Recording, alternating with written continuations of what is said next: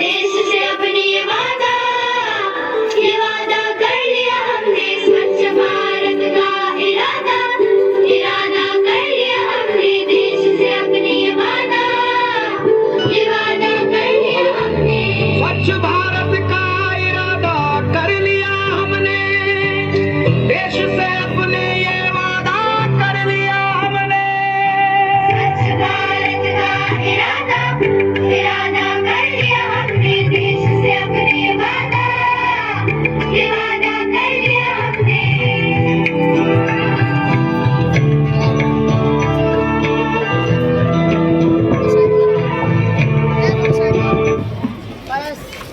અલા રંગલા આજે તો ગોમ સભાસન હોકે હા અલા ઈ તો મને ખબર હે ઈ તો હું ભૂલી જ જતો પણ ઘટે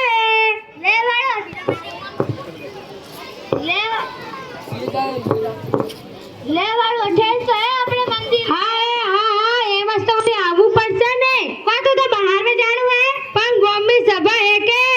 અલ્યા અબળો